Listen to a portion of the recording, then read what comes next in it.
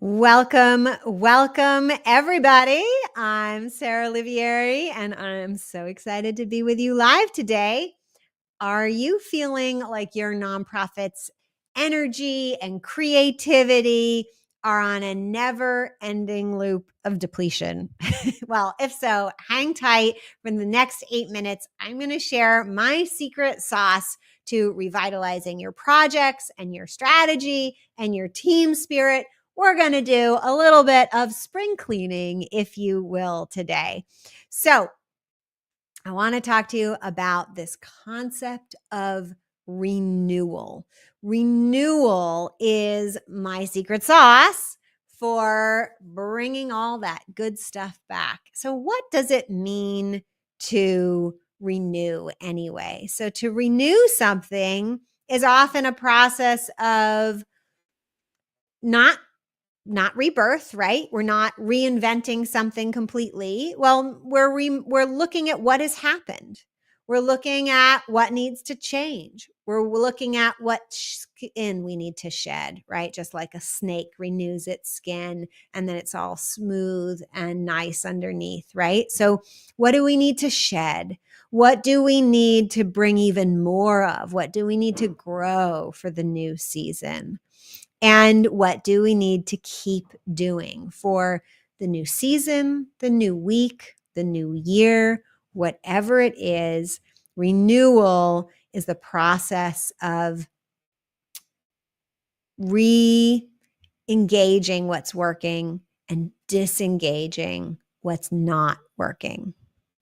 So, why is renewal such an important activity and even process to include as part of your regular nonprofit management or leadership routines? Well, it's important because it keeps us out of doing that same old thing, right? Have you ever been in a situation where someone says, well, we've always done it that way, or as I call it, Walt syndrome? Well, we've always done it like that, Walt syndrome. This is an example of what happens if you don't renew things, if you don't refresh things. So you get stuck in a rut and it gets stale and stagnant, and things that don't work keep happening. And then it's not only inefficient, but it doesn't feel good to do. People don't really enjoy doing things that don't work. So it's really important that you renew your projects, that you renew your processes, that you renew your strategy, and even potentially renew, your tasks, especially, right, those recurring tasks. You want to renew and check on what needs to keep going and what needs to change. And don't just do this randomly. Bake it into a process in your organization. And I'll tell you a little bit about how I teach renewal in the impact method. So I like to think about renewing projects, renewing strategy, and also renewing our people. That doesn't mean replacing our people or letting people go, although sometimes we need to do that too. We need to renew our team as well. I suppose I should have added that in here. So in the impact method, we renew our strategy every 2 months. We call it cycle renewal. We run on a 2-month strategy renewal cycle. And so every 2 months, we're looking at these things. We're doing a deep dive into our organizations and saying, what worked that we want to do more of? What do we want to grow for the next cycle? What do we want to let go of? What do we need to shed? And what new things do we want to add in for the coming cycle into our strategy? Then we need to look at our projects, right? So we may lay out a project plan, and in the impact method, we lay out a 60-day project plan. Then we break those 60 days into 2-week chunks. We call them sprint. It comes from agile or scrum. But a 2-week sprint in the impact method, every 2 weeks, we're renewing our project plan. So we're going and say, okay, what in this plan has been working and is right on track? what in this plan did we think we were going to do and now realize we need to not do or do very differently? So they're the things that we're going to shed. And what in this plan did we maybe leave out? Like we forgot, oh yeah, there's that thing, which is actually kind of a big project that we need to add in. So we're doing that every 2 weeks. And then we're renewing people with a respite period. So in the impact method, when you slice and dice it all about, we get much more efficient and we divide the year into 6 cycles and 4-week sprints, and we end up with a full 4 weeks left over for respite. Respite is not vacation time. It's not sick time. A client recently asked me, well, if I'm recovering from surgery, is that a good time to take respite? And I said, no, because there you just need to be recovering from surgery. Respite is a time where we're kind of working, but we're working by doing the bare minimum of work that needs to be continued while we're on respite at our organizations. But we're not trying to pursue any big projects, our goals.